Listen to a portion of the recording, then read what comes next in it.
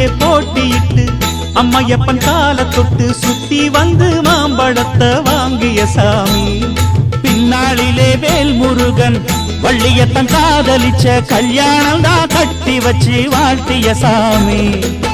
குட்ட குட்ட குனிஞ்சவனும் குட்டிக்கிட்டு கேட்டாக்கா நாம் வேண்டும் ஆனந்தம் அள்ளி கொடுப்பான்.